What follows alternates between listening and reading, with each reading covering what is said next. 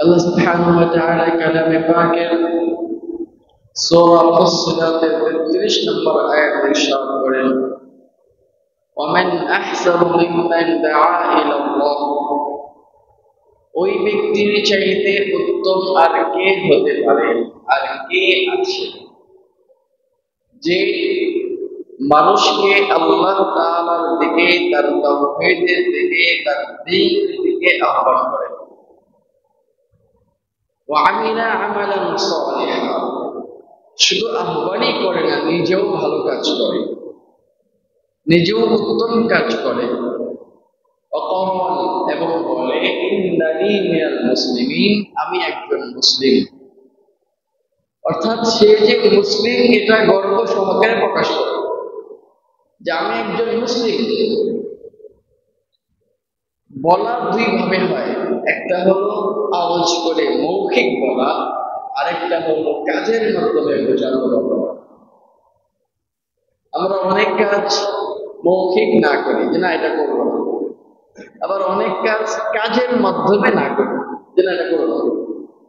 একজনকে আপনি বললেন চলো বাজারে যাই, বাজার হলো পশ্চিম দিকে, সে বলল না যাবো না, এটা হলো মৌখিক অস্বীকার।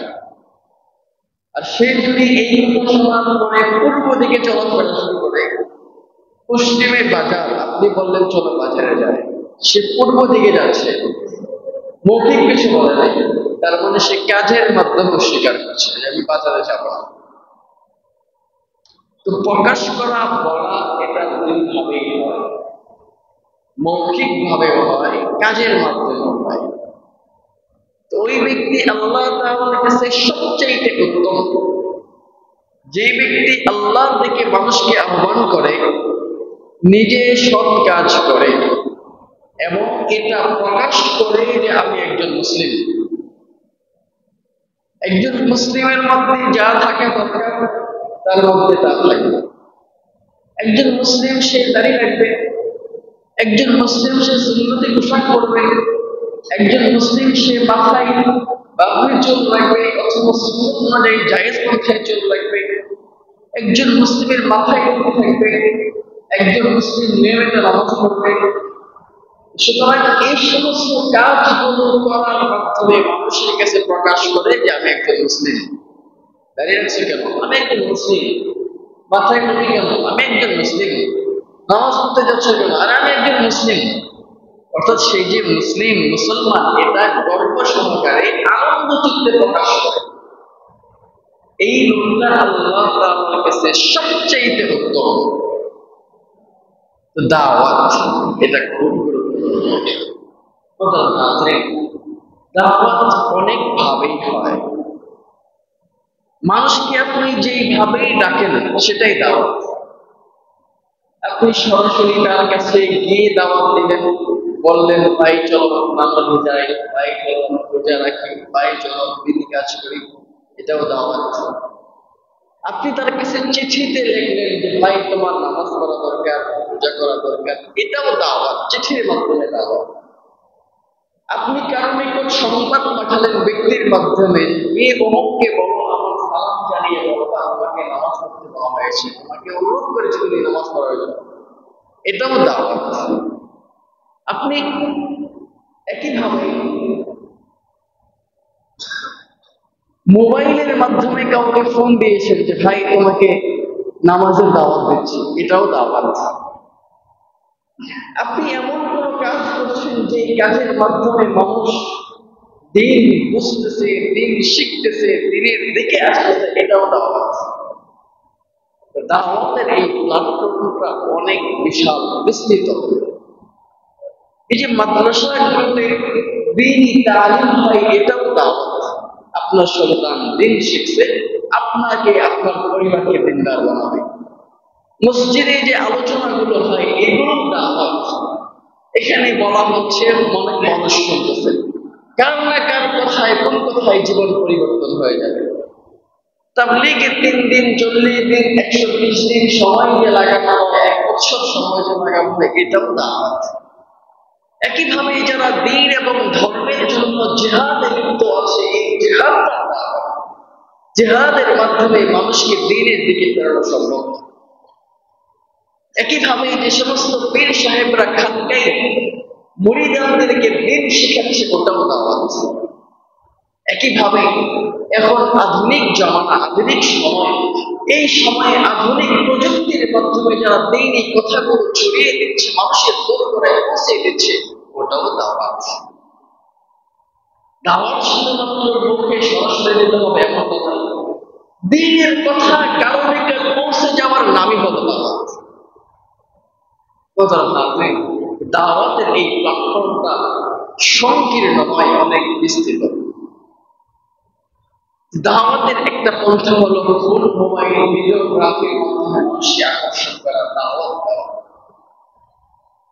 মোবাইল ফোন এটা আমাদের জামানায় বিজ্ঞানের এক সুন্দর আবিষ্কার। এর মাধ্যমে অনেক কঠিন কাজ আমাদের জন্য সহজ হয়ে গিয়েছে। মোবাইল যদিও একটা ফিতনা, মোবাইলের মাধ্যমে অনেক খারাপ দিক আছে। অনেক যুবকের চরিত্র হনন হয়ে যায়, নষ্ট হয়ে যায়, ধোঁকার মধ্যে পড়ে, ফিতনার মধ্যে পড়ে যায়। আবার এই মোবাইল ফোনের মাধ্যমে অনেক ভালো কাজ করা যায়। প্রত্যেকটা জিনিসের ভালো দিক আছে, মন্দ দিক আছে। আমরা যে বিষ জানি, বিষ নামে যে সমস্ত রাসায়নিক পদার্থগুলো সম্পর্কে জানি, এগুলোর ভালো দিক আছে, আবার মন্দ দিকও আছে। আপনি এই বিষ যদি ফসলের জমিতে স্প্রে করেন, আপনার জন্য এটা ভালো। আবার এই বিষ যদি নিজে পান করেন, আপনার জন্য ক্ষতি। প্রায় সমস্ত কিছুর ভালো দিক আছে, মন্দ দিক আছে। এই যে বিদ্যুৎ, এই বিদ্যুতের ভালো দিক আছে, আবার মন্দ দিকও আছে। কতগুলো পাখা ঘুরতেছে, শুধু কিছু টাকা খরচ হচ্ছে। আবার দেখা যায় বিদ্যুতের আগুনে অনেক মিল ফ্যাক্টরি, অনেক মানুষের জীবন নাশের মতো ঘটনা ঘটে। প্রত্যেকটা জিনিস পজিটিভ এবং নেগেটিভ দুইটা দিক আছে। তো আমাদের কাছে যে বিজ্ঞানের এই সুন্দর সেরা আবিষ্কার মোবাইল ফোন, এটারও ভালো দিক আছে, মন্দ দিক আছে। এটারও ভালো দিক আছে, মন্দ দিক আছে। এখন হাদিসের মধ্যে আসছে, কুল্লু মুহদাসাতিন বিদআহ ওয়া কুল্লু বিদআতিন দালালা ওয়া কুল্লু দালালাতিন ফিন-নার। নবভাবিত যা আছে সব বিদআত, আর বিদআত হলো প্রকৃষ্টতা। প্রকৃষ্টতা মানুষকে জাহান্নামে নিয়ে যায়। নবভাবিত এগুলো কি? নবীজির জামানায় তো মোবাইল ফোন ছিল না, সুতরাং মোবাইল নবভাবিত, নতুন ভাবে হয়েছে। কেউ যদি এটাকে বিদআত বলে, বুঝতে হবে যে তার জ্ঞানের পরিধি কম। বিদআত হলো শরীয়তে, ইসলামী শরীয়তে কোনো কিছু বর্জন করা অথবা কমিয়ে না, সংযোজন বা বিয়োজন করা। মাগরিবের নামাজ 3 রাকাত, কেউ যদি 1 রাকাত বাড়িয়ে 4 রাকাত পড়ে, এটা বিদআত। ইবাদত এবং সওয়াবের নিয়তে কেউ যদি ইসলামের মধ্যে কিছু বাড়িয়ে করে, এটাও বিদআত। একজন বুজুর্গ ব্যক্তি মারা গিয়েছে, তার কবরের মধ্যে যদি পাকা করে তার কবরে গিলাফ লাগানো হয়, সওয়াবের নিয়তে বুজুর্গ ব্যক্তি মারা গিয়েছে, তার কবরে গিলাফ লাগাইলাম, সম্মান করলাম, এটা বিদআত। কারণ হাজার হাজার সাহাবায়ে কেরাম যারা আমাদের চেয়ে লক্ষ কোটি গুণ বেশি বুজুর্গ ছিল, যাদের পায়ের ধুলো পরিমাণ আমরা হতে পারি নাই, এই সমস্ত সাহাবাদের কবর কোনো পাকা হয় নাই, গিলাফ সরানো হয় নাই। তো দ্বীনি কাজ মনে করে সওয়াবের ইচ্ছায় শরীয়তের কোনো কিছু বর্জন করলে, এটা হলো বিদআত। মোবাইল ফোনের মাধ্যমে এটা শরীয়তে কোন ধরনের বাধা বিপত্তি তৈরি করছে না। মোবাইল ফোনের মাধ্যমে এটা শরীআই কোনো হুকুম আহকামের পরিবর্তন হচ্ছে না, এটার মাধ্যমে মানুষের উপকার সাধিত হচ্ছে। সুতরাং মোবাইল এবং আধুনিক যে আবিষ্কার, এগুলো আমাদের জন্য বিদআত নয়। কেউ যদি বলে নবীজি ঘোড়ায় চড়েছেন, সুতরাং প্লেনে ওঠা বিদআত, এমন ফটো কেউ কেউ দিয়ে থাকে যে নবীজির জামানায় বিমান ছিল না, সুতরাং বিমান বিদআত, মোবাইল বিদআত, মাইক পিস বিদআত, এই সেই অনেক বিদআত। এই সমস্ত কথা যদি বলা শুরু করে, তাহলে বুঝতে হবে তার জ্ঞানের পরিধি কম। এই যে মাইক্রোফোন, মাইক ইত্যাদি, এগুলো তো নবীজির জামানায় ছিল না। সুতরাং নামাজের মধ্যে যে আমরা বক্সগুলো ব্যবহার করি, মাইক্রোফোনগুলো ব্যবহার করি, এগুলো কি জায়েজ হবে? এই মাসআলা তো আপনি হাদিস থেকে পাবেন না। এই মাসালাগুলো পেতে হলে আপনাকে যৌক্তিক কারণগুলো জানতে হবে। নবীজির জামানায় যদি জমায়েত বড় হতো তখন মুকাব্বির থাকতো, ইমামের তাকবীরটা পিছনে পৌঁছে দেওয়ার জন্য লোক নির্ধারিত থাকতো, ইমাম তাকবীর দিত, সেও তাকবীর দিত, আওয়াজ পৌঁছে যেত। এখন যেহেতু মাইক্রোফোন বা এই সমস্ত সাউন্ড বক্স ইত্যাদির মাধ্যমে আওয়াজটা দূর পর্যন্ত পৌঁছে দেওয়া যায়, সুতরাং এই মাইক্রোফোন গুলো মুকাব্বিরের কাজ করছে। অসুবিধা কোথায়? কোনো অসুবিধা নেই। নবউদ্ভাবিত সমস্ত কিছু বিদআত নয়। মোবাইল ফোন হলো আমাদের জন্য বিজ্ঞানের এক অন্যতম, আমাদের জন্য একটা উপহার। তবু এর ভালো দিক আছে, মন্দ দিকও আছে। আপনি আগেকার জামানায় যেটা কয়েকদিন সময় লাগতো, এখন মোবাইলের কারণে সেটা খুব সহজ হয়ে গিয়েছে। আত্মীয় স্বজনের খোঁজ খবর নিতে হলে আপনাকে সেখানে যেতে হতো, এরপর খোঁজ খবর নেওয়া সম্ভব ছিল, কিন্তু এখন মোবাইলের মাধ্যমে সহজে আপনি তার সাথে কথা বলতে পারছেন অল্প সময়ের মধ্যে। এমনকি আপনি তার অবস্থা, তাকে দেখে তার অবস্থা বিবেচনা করতে পারছেন। এই আধুনিক মোবাইল এবং ইন্টারনেটের মাধ্যমে বিভিন্ন চিকিৎসার কাজও সমাপ্তি হচ্ছে, সম্পন্ন হচ্ছে এই আধুনিক প্রযুক্তির মাধ্যমে। সুতরাং এগুলো আমাদের জন্য বিজ্ঞানের এক বড় উপহার। তবে ভালো দিক আছে, মন্দ দিকও আছে। আপনি যদি ভালো কাজে ব্যবহার করেন, আপনি মোবাইলের মাধ্যমে অনেক সওয়াব অর্জন করতে পারবেন। আপনি যদি মন্দ কাজে এটাকে ব্যবহার করেন, তাহলে মোবাইলের কারণে আপনাকে জাহান্নামে যেতে হবে। ভালো মানুষ এটাকে ভালো কাজে ব্যবহার করবে, মন্দ মানুষ এটাকে মন্দ কাজে ব্যবহার করবে। বিজ্ঞানের এই সমস্ত আবিষ্কারগুলোর কারণে আমাদের দ্বীনি কাজ করা অনেক সহজ হয়ে গিয়েছে। দ্বীনি কাজগুলো করা, আঞ্জাম দেওয়া অনেক সহজ হয়ে গিয়েছে। আগে যেখানে একটা বিষয়ে, একটা মাসালা, একটা ফতোয়া গবেষণা খোঁজাখুঁজি করার জন্য অনেকগুলো প্রয়োজন, কিতাব প্রয়োজন ছিল, অনেক অর্থের প্রয়োজন ছিল। আমরা অনেক সময় বলি না, নতুন হুজুর আসছে, নতুন মাসালা দিচ্ছে। আরে ভাই, মাসালাটা নতুন নয়, বরং আগেকার সময়ে আমাদের পর্যন্ত কিতাব, বিভিন্ন উপকরণ এগুলো সহজলভ্য ছিল না। আর অধিকাংশ আলেম যারা ছিল, তারা পড়াশোনার পরিধি ওই পর্যন্ত বাড়াতে পারছেন অর্থনৈতিক সংকটের কারণে, বিভিন্ন সুযোগ সুবিধার সংকটের কারণে। যে কারণে তাদের জ্ঞানের পরিধি ছিল কম, ওইটুকু তারা দাওয়াত এবং আহ্বান করেছে, বিলিয়ে দিয়েছে। আর আধুনিক জামানায় একজন পিতা চিন্তা করে, আমার সন্তানের জন্য যা প্রয়োজন আমি সব খরচ করব, সে সর্বোচ্চ লেখাপড়া করব, এই চিন্তা থাকে। আর আগেকার পিতাদের চিন্তা থাকতো যে কিছু টাকা জমা হয়ে থাকে, জমি রাখে। এখনকার পিতাদের সেই চিন্তা নাই। ওদের চিন্তা সন্তানকে মানুষ করতে হবে, বড় করতে হবে, সন্তানকে অনেক বড় শিক্ষিত করতে হবে। চিন্তা চেতনার পরিবর্তন হয়েছে। একইভাবে আগেকার সময়ে এত কিতাব আমাদের পর্যন্ত ছিল না। এখন তো বিভিন্ন দেশ থেকে অল্প সময়ের মধ্যে কিতাব সংগ্রহ করা যায়, আগে এটা সম্ভব ছিল না। তো এই আবিষ্কারগুলোর মাধ্যমে আমাদের দিনই অনেক কাজ সহজ হয়ে গিয়েছে, অনেক কাজ সহজ হয়ে গিয়েছে। সহজ, একেবারে সহজ। একটা ছোট্ট ল্যাপটপের মধ্যে আপনি কয়েক লক্ষ টাকার কিতাব জমা করে রাখতে পারবেন। কয়েক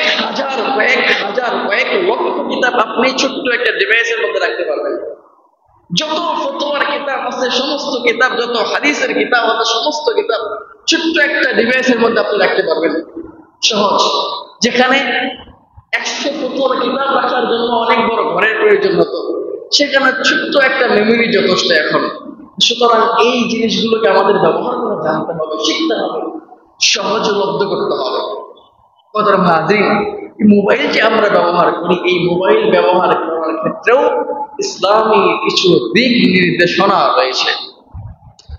1 নম্বর দিক নির্দেশনা হলো মোবাইলকে হালাল কাজে ব্যবহার করতে হবে। আত্মীয় স্বজনের সাথে কথা বলা, এটা একটা শরীরে গুরুত্বপূর্ণ ব্যাপার। আত্মীয়তার সম্পর্ক রক্ষা করা। নবী সাল্লাল্লাহু আলাইহি ওয়াসাল্লাম বলেন, কেউ যদি আত্মীয়তার সম্পর্ক বিনষ্ট করে, আল্লাহ তার সাথে সম্পর্ক নষ্ট করে ফেলেন। যে আত্মীয়তার সম্পর্ক কেটে দেয়, আল্লাহ ওই বান্দার প্রতি তার রহমতের সম্পর্ক কেটে দেন। তার মানে আপনি এই আত্মীয়তার সম্পর্ক রক্ষা করার মতো গুরুত্বপূর্ণ একটা কাজ মোবাইলের মাধ্যমে আঞ্জাম দিতে পারছেন। সুতরাং এই যোগাযোগ ইত্যাদি এইগুলো কাজে ব্যবহার করা। একইভাবে মোবাইল ফোনকে দাওয়াতি কাজে ব্যবহার করা। আপনি আপনার বন্ধুকে প্রতিদিন ফজরের সময় ডাকতে পারছেন না, বাড়িতে যাওয়া কঠিন। ফজরের সময় আপনি উঠছেন, মোবাইল করেন বন্ধুকে, বন্ধু উঠো আমি উঠছি, চলো নামাজে যাই। সহজ দাওয়াতের কাজ হয়ে গেল। একইভাবে মোবাইলের মাধ্যমে আরো অনেক দিনই কাজ করা যায়। অনেকে ফজরের সময় উঠতে পারেন না, মোবাইলের মাধ্যমে আপনি অ্যালার্ম দিয়ে রাখেন, ওই সময় মোবাইল আপনাকে রেখে দেবে। সহজ ব্যাপার, মোবাইল ব্যবহারের মাধ্যমে আপনি সওয়াবের ভাগীদার হচ্ছেন।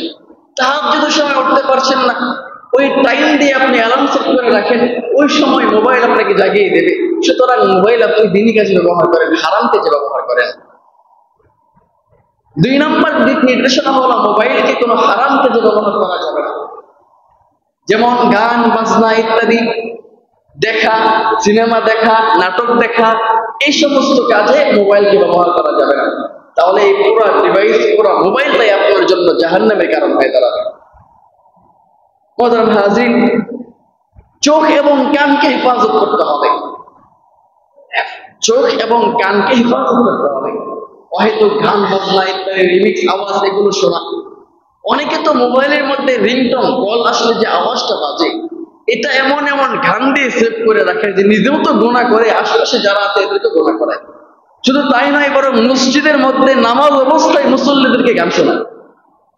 সে যে মোবাইল সাইলেন্ট না করে মসজিদে ঢুকেছে, আওয়াজ বাজছে, গান বাজছে, আওয়াজ হচ্ছে, দূর তবলার আওয়াজ হচ্ছে, এই আওয়াজগুলো নিজেও গুনাহগার হচ্ছে, আশেপাশে যারা আছে এদেরকে গুনাহের মধ্যে শামিল করছে। এই সমস্ত কাজ থেকে আমাদেরকে হেফাজত থাকতে হবে। একইভাবে মুহতারাম হাজিরিন, মোবাইল যেন আমাদের ইবাদতের মধ্যে বিঘ্নতা না ঘটায়। সারাদিন মোবাইল মোবাইল মোবাইল। আমাদের এক আধুনিক প্রজন্ম গড়ে উঠতেছে, যে প্রজন্মরা খুব অতি দ্রুত প্রতিবন্ধী প্রজন্ম হিসেবে স্বীকৃতি পাবে। সকালবেলাও মোবাইল, রাত 3টা পর্যন্ত মোবাইল, সারাদিন মোবাইল, রাস্তায় হাঁটতেছে মোবাইল, কারোর সাথে কথা বলতেছে মোবাইল দেখতেছে। একটা অসুস্থ প্রজন্ম গড়ে উঠতেছে। এগুলো থেকে বাঁচতে হবে। মোবাইলকে সময় অনুযায়ী ব্যবহার করতে হবে, ভালো কাজে ব্যবহার করতে হবে। আপনি আপনার সন্তানকে মোবাইল কিনে দিলেন, কি করছে না করছে কোনো খোঁজ খবর নিচ্ছেন না, এটা চলবে না। বরং আপনার ছেলে আপনার মেয়ে মোবাইলে কি করছে একটু চেক দিবেন, মাঝে মাঝে দেখবেন কি করছে সে, তাকে গাইডলাইন করতে হবে। ইবাদতে বিঘ্নতা ঘটায় এমন পরিস্থিতি তৈরি করা যাবে না। মোবাইলের মধ্যে আমাদের নতুন প্রজন্ম একেবারে বোধ হয়ে গিয়েছে, এমন ভাবে লেগে আছে যেন মোবাইল তার জীবন। আসলে তাই হয়েছে। এরকম অনেক সংবাদ পাওয়া যায় যে মোবাইল থেকে মা অথবা বাবা বাধা দেওয়ার কারণে সে আত্মহত্যা করেছে। মাদ্রাসায় পড়ে এমন ছেলেরাও এই সমস্ত কাজগুলো করছে, এবং অনেক নিউজ আসছে, সংবাদ আসছে। যেমন তারা হাজির, মোবাইল যেন আমাদের ইবাদতের বিঘ্নতা তৈরি করতে না পারে, এই চেষ্টা আমাদের করতে হবে। একইভাবে সময়ের অপচয় যেন মোবাইলের কারণে না হয়। সঠিক সময় যতটুকু আপনার প্রয়োজন ততটুকু আপনি ব্যবহার করেন। একটা আরবি প্রবাদ বাক্য আছে, মাল্লাম ইয়ালামির রাহিনা ফাহুয়া জাহিল। কেউ যদি তার যুগ সম্পর্কে না জানে, দেশের মধ্যে কি হচ্ছে, পৃথিবীর মধ্যে কি হচ্ছে, এই সম্পর্কে যদি তার ধারণা না থাকে, সে আলেম হলেও মূর্খ। অনেকে আমার ওলামায়ে কেরাম মোবাইল ব্যবহার করে দেখে নাচছে, কেন আলেমরা মোবাইল ব্যবহার করবে? এটা একটা উসুল। কেউ যদি তার যুগ সম্পর্কে না জানে, সে কিভাবে মাসআলা দেবে? যুগের পরিবর্তন, ডিভাইসের পরিবর্তন, যন্ত্রাংশের পরিবর্তন, সুতরাং এই সম্পর্কে যদি পূর্ণ ধারণা না থাকে, সে ফতোয়া কিভাবে দেবে? সে কিভাবে মাসআলা দেবে? মানুষের প্রয়োজন সে কিভাবে পূর্ণ করবে? যেন ওলামায়ে কেরামের জন্য এই দিন দুনিয়ার খবরাখবর ইত্যাদি সম্পর্কে জ্ঞাত হওয়া দরকার। একেবারে দুনিয়া ছায়রা সমস্ত কিছু ভুইলা শুধু ইবাদতে থাকলে হবে না, পরিস্থিতি পরিবেশ সম্পর্কেও বিস্তারিত জ্ঞান আমাদের থাকতে হবে। কিভাবে মোবাইলের মাধ্যমে কারো হক নষ্ট না করা। প্রত্যেক মানুষের মোবাইলের গ্যালারি, যেখানে ছবি থাকে, এটা হলো তার একান্ত ব্যক্তিগত ব্যাপার, পার্সোনালিটি। আপনি একজনের মোবাইলটা ধরছেন, তার গ্যালারিতে ঢুকলেন, আপনার জন্য জায়েজ নাই। সেখানে তার স্ত্রীর ছবি থাকতে পারে, তার বাচ্চার ছবি থাকতে পারে, গুরুত্বপূর্ণ কোনো তথ্য তার থাকতে পারে। সুতরাং কারো মোবাইলের গ্যালারিতে অনুমতি ছাড়া প্রবেশ করা হারাম, আপনি তার হক নষ্ট করবেন। একইভাবে কারো মেসেজ অপশনে মেসেঞ্জার, ইমো অথবা যে সমস্ত মাধ্যমে সে সামাজিক যোগাযোগ রক্ষা করে চলে, এই সমস্ত সফটওয়্যার গুলোতে অনুমতি ছাড়া প্রবেশ করা নিষিদ্ধ। কারণ তার গুরুত্বপূর্ণ কোনো তথ্য সেখানে থাকতে পারে। কারো কন্ট্যাক্ট লিস্টে, কারো ফোন নাম্বারের যে ডায়াল লিস্টে, এটা তার অনুমতি ছাড়া প্রবেশ করা নিষিদ্ধ। কারণ সেখানে তার কোনো গুরুত্বপূর্ণ ব্যক্তির নাম্বার থাকতে পারে, তার মেয়ের নাম্বার থাকতে পারে, তার স্ত্রীর নাম্বার থাকতে পারে। এইটা নাম্বার আরেকজনে কালেক্ট করে ফিতনা ছড়াই দিতে পারে বা ফিতনার আশঙ্কা হতে পারে। সুতরাং মোবাইল ব্যবহারে যেন কারো হক নষ্ট না হয়, এই ব্যাপারে আমাদেরকে লক্ষ্য রাখতে হবে। মোহতারাম হাজিরিন, আরেকটি কাজ হলো অহেতুক শুধু শুধু যে ছবিগুলো তোলা হয়, এগুলো একটা অপছন্দনীয় কাজ। অহেতুক অনর্থক যে মোবাইলে ছবি তোলা হয়, সমস্ত কিছুতে শুধু ছবি আর ছবি আছে। গুরুত্বপূর্ণ ব্যাপার তুলতে পারেন। কেউ একজন রক্ত দিয়েছে, আপনি তার একটা ছবি তুলে ছেড়লেন ফেসবুকে, এর মাধ্যমে অন্যান্য মানুষেরা আগ্রহী হবে যে অমুকে রক্ত দিয়েছে, আমার রক্ত দেওয়া দরকার। এটা একটা দাওয়াত, তুলতে পারেন। গুরুত্বপূর্ণ একটা তথ্য তুলতে পারেন। অহেতুক বিভিন্ন ছবি ইত্যাদি এগুলো তোলা নিষিদ্ধ। মোহতারাম হাজিরিন, বিভিন্ন ছবি ইত্যাদি সম্পর্কে হাদিসের মধ্যে বর্ণিত, নবীজি সাল্লাল্লাহু আলাইহি ওয়াসাল্লাম বলেন, ইন্না আশাদ্দান নাসি আযাবান ইয়াওমাল কিয়ামাতি আল মুসাওবিরিন। কিয়ামতের দিন সবচেয়ে কঠিন শাস্তি হবে যারা ছবি অঙ্কন করে। ছবি অঙ্কন যারা করে এদের আযাবটা সবচেয়ে বেশি হবে। ছবি অঙ্কন বলতে আগেকার সময়ে তো এরকম প্রিন্ট মিডিয়া ছিল না। ওই সময় মানুষ রং তুলিতে মানুষের ছবি আঁকত, মূর্তির ছবি আঁকত। এই সমস্ত অঙ্কনকারী অথবা পাথরে খোদাই করে যারা মানুষের ছবিতে, মানুষের আকৃতিতে রূপ দিত, এই সমস্ত ব্যক্তিদের সম্পর্কে নবীজি সাল্লাল্লাহু আলাইহি ওয়াসাল্লাম বলেন, কিয়ামতের দিন এদের আযাব সবচেয়ে বেশি হবে। একইভাবে কেউ যদি মোবাইল ফোনে ছবি তোলে, তাহলে সে এই হুকুমের অন্তর্ভুক্ত নয়। মোবাইলের ছবি এটা প্রিন্টের মতো নয়, এটা একটা আলো, ফোকাস। এটা একটা আলো, ফোকাস। এই সম্পর্কে একটা ফতোয়া হলো, কেউ যদি মোবাইল ফোনে কোরআনে কারীম তেলাওয়াত করে, মোবাইল ফোনে কোরআন শরীফ আছে না, অনেক সফটওয়্যার আছে, অনেক আপনার এই বিভিন্ন আছে, পিডিএফ ফাইল আছে, কোরআনে কারীম আছে। কেউ যদি মোবাইলে কোরআনে কারীম তেলাওয়াত করে, তাহলে মোবাইলের স্ক্রিনে ধরার জন্য তার ওযুর প্রয়োজন নাই, কারণ এটা একটা আলো, এটা মুসহাফ নয়। সুতরাং মোবাইলে যে ছবিগুলো আছে, এই ছবিগুলো তোলা ওই ছবির মতো নয় যেটা প্রিন্ট করে বের করা হয়। আছে না, অনেকে অনেক বাচ্চাদের ছবিগুলোকে প্রিন্ট করে ঘরের মধ্যে লটকায় রাখে। তো এই সমস্ত ছবি যারা করবে প্রয়োজন ছাড়া, তাদের জন্য ওই হাদিসের শাস্তি। তবে প্রয়োজনে আপনি ছবি তুলতে পারেন। ব্যাংক অ্যাকাউন্ট করবেন তখন ছবি লাগে, পাসপোর্ট করবেন তখন ছবি লাগে, ভিসা করবেন তখন ছবি লাগে। এই সমস্ত প্রয়োজনের ক্ষেত্রে আপনার ছবি তোলার অনুমতি আছে। কিন্তু শুধু শুধু ঘরের মধ্যে টাঙিয়ে রাখার জন্য নিজের বাচ্চার ছবি, বাবার ছবি অথবা অন্য কোনো ছবি, নেতার ছবি, যার ছবি হোক না কেন, সমস্ত ছবি অঙ্কনকারী এবং যারা সমর্থন করবে এদের সম্পর্ক এটা। তো মোবাইলের ছবি এটা যদিও প্রয়োজন থাকে তখন তোলা ঠিক আছে, অপ্রয়োজনীয় এটা না তোলাটাই ভালো। তবে মোবাইলের ছবির কারণে ওই হাদিস ধর্তব্য নয়।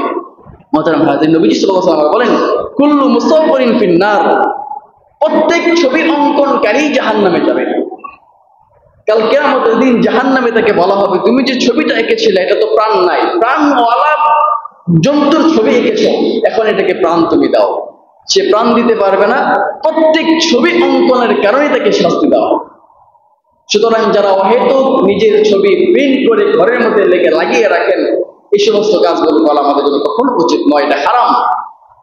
নবীজি সাল্লাল্লাহু আলাইহি ওয়াসাল্লাম আরো বলেন, যেই ঘরের মধ্যে কুকুর আছে এবং কোন প্রাণীর ছবি থাকে, সেই ঘরে রহমতের ফেরেশতা প্রবেশ করে না। আপনার ঘরে যদি রহমতের ফেরেশতা না আসে, আযাবের ফেরেশতা আসবে, গজবের ফেরেশতা আসবে। আপনার ঘরে যদি রহমতের ফেরেশতা, ভালো ফেরেশতা, আপনার হুকুমেরই ফেরেশতা না আসে, শয়তান আপনার ঘর দখল করবে, এই ঘরে কোনো বরকত থাকবে না। সুতরাং ঘরের মধ্যে কোনো প্রাণীর ছবি, কোনো মানুষের ছবি এগুলো লাগানো জায়েজ নাই। এখন আসি মোবাইলে যে ভিডিওগ্রাফি করা হয়, এগুলো জায়েজ কিনা। আমাদের মাঝে এরকম অনেক মাসালা আসে যে মোবাইলে ভিডিও এগুলো জায়েজ কিনা।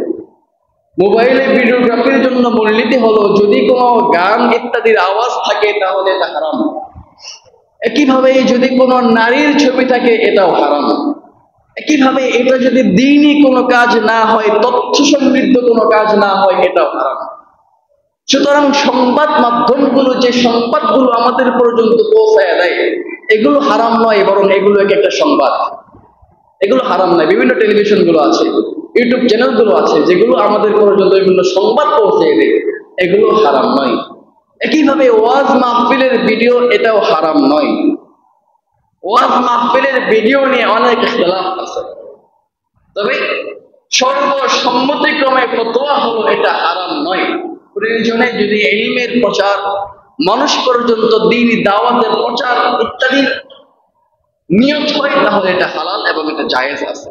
মোহতারাম হাজিরিন, এই সম্পর্কে অনেক ফতোয়া বর্ণিত হয়েছে। হিন্দুস্তানের ফতোয়া আছে, পাকিস্তানের ফতোয়া আছে, আরব বিশ্বের ফতোয়া আছে। মোহতারাম হাজিরিন, হিন্দুস্তানের তথা দারুল উলুম দেওবন্দ সহ বিভিন্ন ফতোয়ার বোর্ডের যে সিদ্ধান্তগুলো আছে, এই সিদ্ধান্তগুলোর মধ্যে তারা ফতোয়া দারুল উলুম দেওবন্দের মতো বলা আছে, যদিও আধুনিক ভিডিওগ্রাফি এটা দ্বীনি কথা, দ্বীনি আওয়াজ মানুষ পর্যন্ত পৌঁছে দেওয়ার অন্যতম একটা মাধ্যম, তথাপি না করাটা ভালো। দারুল উলুম দেওবন্দের ফতোয়া হলো, যদিও এটা দ্বীনি প্রচারের অন্যতম একটা মাধ্যম, তথাপি যেহেতু এটা ওই ছবির সাথে সাদৃশ্য রাখে, সেই হিসেবে এটা না করাটা ভালো। তবে কেউ যদি করে কারাহাতের সাথে, মাকরুহের সাথে জায়েজ হবে, সমস্যা করতে পারে। পাকিস্তানি ওলামায়ে কেরামের স্পষ্ট কথা যে বর্তমান এই জামানায় আপনি দ্বীনি দাওয়াত মানুষের দোরগোড়ায় পৌঁছাতে গেলে অনেক সময়ের প্রয়োজন। আপনার দ্বীনি কথাটা, কোরআনের কথাটা, দ্বীনের কথাটা মানুষ পর্যন্ত, সমস্ত মানুষ পর্যন্ত পৌঁছে দিতে গেলে অনেক সময়ের প্রয়োজন। সুতরাং এটা অনেক সময় আমাদের জন্য কষ্টকর হয়ে যায়। এখন একটা ভিডিওগ্রাফির মাধ্যমে, সামাজিক যোগাযোগ মাধ্যমে আপনি এটা ছড়িয়ে দিলে সহজেই এটা অনেক মানুষ পর্যন্ত পৌঁছে যাবে, আপনার দাওয়াতটা অনেক মানুষ পর্যন্ত পৌঁছে যায়। সুতরাং পাকিস্তানি ওলামায়ে কেরামের সর্বসম্মতিক্রমে ফতোয়া হলো এটা জায়েজ। তবে শর্ত হলো এখানে কোনো গান বাজনা ইত্যাদির আওয়াজ থাকতে পারবে না, একইভাবে কোনো নারীদের ছবি থাকতে পারবে না, আর নিয়ত থাকতে হবে একেবারে দ্বীন প্রচার। এই তিনটা যদি একত্রিত হয় তাহলে পাকিস্তান ওলামায়ে কেরামের বর্ণনা অনুযায়ী এটা জায়েজ। একইভাবে মোহতারাম হাজরিন, আরব বিশ্বের ওআইসি সম্মিলিত ফতোয়া বোর্ড, যে এই ফতোয়া বোর্ডের ফতোয়া অনুযায়ী তারা বলেন, ইযা কানাত তাসবীরু লিগরজিন সহিহিন কাত-তা'লিম ওয়াদ-দাওয়া ওয়া লা ইশতামিলু আলা মাহযুরিন শারঈয়্যিন ফালা বা'সা বিহি। ওআইসির ফতোয়া হলো, যখন ভিডিওগ্রাফিটা হবে একমাত্র দাওয়াতের উদ্দেশ্যে, মানুষের কাছে দ্বীন প্রচার প্রসার করার উদ্দেশ্যে, তখন এটা জায়েজ আছে, যদি শরঈ কোনো বিধিনিষেধ বা শরঈ কোনো নিষিদ্ধ কাজ, নিষেধাজ্ঞা ওলা কাজ যদি সেটা সংশ্লিষ্ট না হয়, নারীদের ছবি, আওয়াজ, গান বাজনা ইত্যাদি সম্পৃক্ত না হয়, তাহলে দ্বীনের দাওয়াত প্রচার প্রসারের জন্য ওয়াজ ভিডিও, দ্বীনি কথা, কোরআন কারীমের ভিডিও ইত্যাদি এগুলো করা জায়েজ আছে। একইভাবে হাইয়াতু কিবারুল উলামার ফতোয়া হলো, ফি জামানিনা আসবাহাতিল ওয়াসাইলুল মারঈয়া ওয়াসিলাতুন কবিয়্যাহ। তারা বলেন যে আমাদের এই জামানায় এই সমস্ত ভিডিওগ্রাফি বা এই ভিডিওর মাধ্যম, এটা আমাদের জামানায় অনেক বড় একটা শক্তিতে রূপান্তরিত হয়েছে। এটা আমাদের জামানায় অনেক বড় একটা শক্তিতে রূপান্তরিত হয়েছে। সুতরাং এই শক্তিটাকে আমাদেরকে ব্যবহার করা উচিত। তারা বলেন, ফালা মানিউম মিন ইসতিখদামিহা বিশারতিন খালওয়াহা মিনাল মাহাজির। যদি হারাম কিছু না থাকে তাহলে এটা ব্যবহার করা কোনো অসুবিধা নাই। সুতরাং হাইয়াতু কিবারুল উলামা এই একটা বড় সংগঠন, তাদের ফতোয়া হলো ভিডিওগ্রাফির মাধ্যমে ওয়াজ ভিডিও, মাহফিল ভিডিও ইত্যাদি নিষিদ্ধ নয়, এটা জায়েজ আছে। তাছাড়া মাজমাউল ফিকহুল ইসলামিয়া আদ-দাওলা, তাদের ফতোয়া হলো লা ইয়াদখুলু তাসবীরু বিল ভিডিও ফি তাসবীরিল মুহাররাম। ভিডিওর মাধ্যমে যে মানুষের আকৃতিটা স্ক্রিনে ভেসে ওঠে, এটা হাদিসে বর্ণিত অঙ্কিত ছবির মতো নয়। হাদিসে বর্ণিত অঙ্কিত ছবির মতো এই ভিডিও নয়, কারণ ওইটা হলো আলাদা, যেটা ধরা যায়, ছোঁয়া যায়। কিন্তু মোবাইলে যেটা আসে, টিভির পর্দায় যেটা আসে, এটা ধরা যায় না, ছোঁয়া যায় না। তথাপি যদি হারাম কিছু থাকে, হারাম যদি নিষিদ্ধ কিছু থাকে এখানে ভিডিওতে, যেমন মেয়েদের ছবি আছে, গান বাজনা আছে, আওয়াজ, তখন এটা হারাম হয়ে যায়। এগুলো যদি না থাকে, শুধুমাত্র দ্বীনের প্রচার প্রসার উদ্দেশ্য হয়, তাহলে ভিডিওগ্রাফির মাধ্যমে কোরআনে কারিমের তেলাওয়াত, দ্বীনি কথা, হাদিসের তালিম, দরস ইত্যাদি প্রচার প্রসার, এটা নিষিদ্ধ নয়, এটা হালাল, এটা জায়েজ আছে। একইভাবে লাজনাতুদ দাইমার ফতোয়া হলো, যদি এই নিয়ত খালেস থাকে, ভালো থাকে, হারাম কিছু সংমিশ্রণ না থাকে, তাহলে ভিডিওগ্রাফির মাধ্যমে বয়ান ইত্যাদির প্রচার প্রসার এগুলো জায়েজ আছে, এটা হালাল। যৌক্তিক কারণেও এটা জায়েজ। যেমন আপনার যদি শক্তিশালী মিডিয়া না থাকে, খুব সহজেই ইসলামের বিরুদ্ধে বিদ্বেষ তৈরি করা, সাদাকে কালো বানানো, কালোকে সাদা বানানো খুব সহজ হয়ে যায়। সাম্প্রতিক সময়ে যে দৃষ্টান্তগুলো আপনি লক্ষ্য করে দেখেন, আফগানিস্তানে যখন 2001 সালে আমেরিকা হামলা করল, এই আমেরিকা যখন আফগানিস্তানে হামলা করলো, আগ্রাসী হামলা চালালো, আফগানিস্তানকে দখল করার জন্য তারা হামলা চালালো। আফগানিস্তানের সাধারণ মানুষ তাদের সাথে থাকা যে অস্ত্রগুলো ছিল, এগুলোর মাধ্যমে নিজের দেশ, মাতৃভূমিকে বাঁচানোর জন্য যুদ্ধ শুরু করলো। আমাদের শক্তিশালী কোনো মিডিয়া না থাকার কারণে তখন ওরা পৃথিবীতে এই তথ্য সন্ত্রাস, এই মিডিয়ার মাধ্যমে আফগানিস্তানের এই যোদ্ধাদেরকে আমাদের পর্যন্ত জঙ্গি বানিয়ে দেওয়া। তখন যদি আমাদের কোনো সুনির্ধারিত, আমাদের যদি শক্তিশালী মিডিয়া থাকতো, তাহলে আফগানিস্তানে যারা নিজের দেশ জাতির জন্য যুদ্ধ করছে তাদেরকে জঙ্গি প্রমাণিত করতে পারতো না। হিসাব করেন 1971 সালে আমাদের এই দেশের জন্য, দেশের সার্বভৌমত্বের জন্য যারা যুদ্ধ করেছে, তারা যদি হয় মুক্তিযোদ্ধা, আমরা তাদেরকে সম্মান করি, রাষ্ট্রীয়ভাবেই তাদেরকে সম্মান করা হয়, মৃত্যুবরণ করার পরও রাষ্ট্রীয় একটা সম্মান তাদের প্রতি থাকে। কেন? তারা দেশের জন্য যুদ্ধ করেছে। তো আফগানিস্তানে একই, তারা নিজের মাতৃভূমি রক্ষার জন্য, নিজের মা বোনের ইজ্জতের রক্ষার জন্য, নিজের ঈমান আমলকে টিকিয়ে রাখার জন্য যখন যুদ্ধ করে, তখন তারা কিভাবে জঙ্গি হয়ে যায়, সন্ত্রাস হয়ে যায়। বুঝলেন না? বাংলাদেশের সার্বভৌমত্ব রক্ষা করার জন্য যদি বাংলাদেশি মুক্তিযোদ্ধারা পদক পেতে পারে, সম্মানের অধিকারী হতে পারে, তাহলে আফগানিস্তানের যারা আছে সাধারণ মুসলমানরা, তারা নিজেদের দেশকে আমেরিকার আগ্রাসন থেকে বাঁচানোর জন্য যখন যুদ্ধ করে, তখন তারা সন্ত্রাসী হয়, জঙ্গি হয়। কেন? কারণ ওই সংবাদগুলো, এই মিডিয়াগুলো আমাদের পর্যন্ত গেছে, তাদেরকে জঙ্গি হিসাবে উত্থাপন করেছে। যে কারণে বিগত সময়ে আফগানিস্তান আমেরিকা থেকে স্বাধীনতা লাভ করার আগ পর্যন্ত, যুদ্ধ শেষ হওয়ার আগ পর্যন্ত আফগানিস্তান সম্পর্কে কোনো কথা পর্যন্ত বলা গেছে না, তালেবান সম্পর্কে কোনো কথা পর্যন্ত বলা গেছে না। তালেবান নিয়ে কেউ কথা বললেই তাকে জঙ্গি নাটক সাজিয়ে মামলায় দিয়ে জেলে ঢুকিয়ে দেওয়া হবে। একমাত্র কারণ কি? কারণ মিডিয়া। যদি শক্তিশালী মিডিয়া থাকতো, তাহলে আফগানিস্তানের এই মুক্তিযোদ্ধারা আমাদের কাছে জঙ্গি হিসেবে আসতো না, বরং তারা সম্মানের পাত্র হয়ে আমাদের নিকট মুক্তিযোদ্ধা হিসেবে স্বীকৃতি পেত। একইভাবে দেখেন, বর্তমান সময়ে ফিলিস্তিন এবং ইসরায়েলের মধ্যে যে যুদ্ধটা সংঘটিত হচ্ছে, এই যুদ্ধেও আমরা ফিলিস্তিনের পক্ষে অনেক কথা বলছি, বিভিন্ন বিবৃতি দিচ্ছি, বিভিন্ন স্লোগান তুলছি, মিছিল করছি, বিক্ষোভ করছি। এগুলো করার অধিকার কিভাবে পাইলাম? কারণ মিডিয়া ফিলিস্তিনের পক্ষে। আপনি একাত্তর টিভি বলেন, যমুনা টিভি বলেন, সমস্ত টিভিগুলো ফিলিস্তিনের মুসলিমদের কথাগুলো তুলে ধরেছে, তাদের জুলুমের শিকার হওয়ার অবস্থাগুলো তুলে ধরেছে। আমাদের ভিতরে সহমর্মিতা আসছে, আমাদের ভিতরে দরদ আসছে, আমরা তাদের পক্ষে দাঁড়িয়েছি। কেন? ওই মিডিয়ার মাধ্যমে। সুতরাং আপনার ইসলামী যদি কোনো মিডিয়াই না থাকে, ইসলামী যদি কোনো শক্তিশালী এই সমস্ত মিডিয়া না থাকে, তাহলে সাদাকে কালো, কালোকে সাদা বানানো তাদের জন্য খুব সহজ হয়ে যায়। মোহতারাম হাজিরিন, সুতরাং যখন যেই জামানায় যেটা সত্যি, ওইটাকেই আমাদের ব্যবহার করতে হবে। আল্লাহ সুবহানাহু ওয়া তাআলা কোরআনে কারীমে বলেন, ওয়া আইদ্দু লাহুম মাসতাতাতুম মিন কুওয়া, তোমরা কাফেরদের বিরুদ্ধে শক্তি অর্জন করো। আল্লাহ বলেন নাই তলোয়ার বানাও, আল্লাহ বলেন নাই তীর বানাও, বরং বলেছেন শক্তি অর্জন করো। মুফাসসিরিনে কেরাম বলেন, যেই জামানায় যেটা শক্তি, ওটাই অর্জন করতে হবে। মুসা আলাইহিস সালামের জামানায় জাদুর অনেক প্রভাব ছিল। আল্লাহ তাআলা মুসা আলাইহিস সালামকে জাদু বিনাশ করবে এমন মুজিজা দিয়েছিলেন। ঈসা আলাইহিস সালামের জামানায় চিকিৎসার অনেক প্রভাব ছিল। হযরত ঈসা আলাইহিস সালামকে আল্লাহ তাআলা উত্তম চিকিৎসক বানিয়ে পাঠিয়েছিলেন। যেখানে মানুষ মেডিসিন ব্যবহার করত, সেখানে তিনি হাত স্পর্শ করলে রোগী ভালো হয়ে যেত। নবীজির জামানায় সাহিত্য ছিল শক্তি। আল্লাহ রাব্বুল আলামিন নবীজিকে সবচেয়ে উত্তম সাহিত্য শিক্ষা দিয়েছেন। নবীজির উপর যে কোরআন অবতীর্ণ করেছেন, সেই কোরআন সাহিত্যের মানদণ্ডে সবচেয়ে শ্রেষ্ঠ ছিল, কারণ নবীজির জামানায় সাহিত্য হলো শক্তি। একইভাবে নবীজির জামানায় যুদ্ধ হতো তীর তলোয়ারের মাধ্যমে।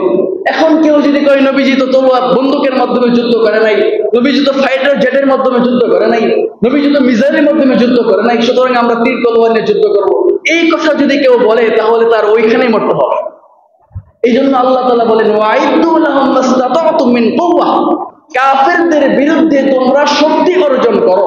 যেই জামানায় যেটা শক্তি ওইটাই তোমরা অর্জন করো। এই জামানায় তলোয়ার তীরের কোনো জামানা নাই, শক্তি নাই। সুতরাং এই জামানায় আপনাকে বিধর্মীদের বিরুদ্ধে যুদ্ধে দাঁড়াতে হলে তাদের সমপরিমাণ অস্ত্র আপনাকে মজুত রাখতে হবে, মিসাইল প্রস্তুত করতে হবে, ফাইটার জেট রাখতে হবে, যুদ্ধ বিমান কিনতে হবে। এগুলো হলো এই জামানার অস্ত্র। একইভাবে বর্তমান সময়ে সবচেয়ে বড় একটা অস্ত্র হলো মিডিয়া। সবচেয়ে বড় একটা অস্ত্র। এই মিডিয়ার মাধ্যমে সাদাকে কালো বানাচ্ছে, কালোকে সাদা বানাচ্ছে। সুতরাং মিডিয়া এটা একটা অনেক বড় শক্তি। এই শক্তিতেও আমাদের আসা দরকার, এই মিডিয়াও আমাদের ব্যবহার করা দরকার। আপনি কি যুব সমাজের হাত থেকে মোবাইল কেড়ে নিতে পারবেন? যুবক থেকে নিয়ে বৃদ্ধ পর্যন্ত প্রত্যেক মানুষের হাতে অ্যান্ড্রয়েড মোবাইল, টাচ মোবাইল, প্রত্যেকের হাতে ইউটিউব আছে, প্রত্যেকের মোবাইলে এমবি আছে। তাদের কাছ থেকে আপনি ইউটিউব কেড়ে নিতে পারবেন না, ফেসবুক কেড়ে নিতে পারবেন না। সুতরাং ইউটিউবে শুধু গান আর বাজনার যদি সয়রাব ঘটে, তারা তো সারাক্ষণ এগুলোই দেখবে। সুতরাং ওই ইউটিউবটাকে আমাদের ব্যবহার করতে হবে, সেখানে তেলাওয়াতের সমস্ত তেলাওয়াত দিয়ে ভরে রাখতে হবে, সেখানে আমাদের ইসলামিক কথাগুলো ঢুকিয়ে দিতে হবে, যেন মানুষ ওই ইউটিউবে শুধু গান না শুনে আমাদের তেলাওয়াতগুলো শুনতে পারে, আমাদের বয়ানগুলো শুনতে পারে। এটাকে আমাদেরকে ধরতে হবে, ছেড়ে দিলে হবে না। নবীজি সাল্লাল্লাহু আলাইহি সাল্লামের জামানায় তিনি শুনতে পাইলেন পারস্যরা তারা মিনজামিক ব্যবহার করছে যুদ্ধের মধ্যে। পারস্যের লোকেরা বা রোমের ইতালির লোকেরা মিনজামিক ব্যবহার করছে। মিনজামিক হলো কাঠের একটা যন্ত্র। এখানে পাথর রেখে এটার মাধ্যমে অনেক দূরে পাথর নিক্ষেপ করা যেত। নবীজি সাল্লাল্লাহু আলাইহি ওয়াসাল্লাম যখন শুনলেন তারা যুদ্ধের মধ্যে এটা ব্যবহার করছেন, সাহাবায়ে কেরামকে পাঠালেন, যাও মিনজামিক কিভাবে বানায় সেটা শিখে আসো। সুতরাং যেই জামানায় বিধর্মীরা, ইসলাম বিদ্বেষীরা যেই শক্তি ব্যবহার করবে, ওই জামানায় ইসলাম পন্থীদেরকে ওই শক্তিটাই ব্যবহার করতে হবে। এটা আমাদেরকে বুঝতে হবে। একক কোনো ফতোয়ার কারণে, একক কোনো অপছন্দের কারণে নিষিদ্ধ বলা যাবে না। কেউ তো ভিডিওর নিষেধ বলেন যে তাদের তাকওয়া, কিন্তু বর্তমান প্রেক্ষাপট, একইভাবে উলামায়ে কেরামের ফতোয়া, একইভাবে যৌক্তিক বিভিন্ন কারণ ইত্যাদির মাধ্যমে এটা স্পষ্ট কথা, ওয়াজ মাহফিলের ভিডিও, কোরআনে কারীমের তেলাওয়াতের ভিডিও, ভালো কথার ভিডিও ইত্যাদি এগুলো বানানো জায়েজ। তবে কোনো টিকটক, বিভিন্ন ধরনের অশালীন কথা, একইভাবে গান বাজনা, এগুলো হারাম, এগুলো হারাম। আর ইউটিউব ইত্যাদি বিভিন্ন সামাজিক মাধ্যমগুলো এই সমস্ত হারামে সয়লাভ হয়ে গিয়েছে। আর মোবাইল তো এখন কারো হাত থেকে নিতে পারবেন না। সুতরাং ওই জায়গাগুলোতে ইসলামের কথাগুলো আপনি তুলে ধরেন, সেখানে আপনার ইসলামে কিছু কথা থাকুক। দুইটা গান শুনেছে, এখানে একটা বয়ান শেষ হলো। এই জন্য আমাদেরকে এই জামানায় ওই শক্তিটা অর্জন করতে হবে, শক্তিশালী মিডিয়া গড়ে তুলতে হবে। আমাদের প্রত্যেকটা মোবাইলকে ইসলামের পক্ষে এক একটা মিডিয়া হিসেবে তুলে ধরতে হবে। যদি এটা করতে পারি তাহলেই আমাদের পক্ষে এই শক্তির বিরুদ্ধে দাঁড়ানো সম্ভব হবে। আল্লাহ তাআলা আমাদের সবাইকে সহিহ বুঝ নেওয়ার তৌফিক দান করুন।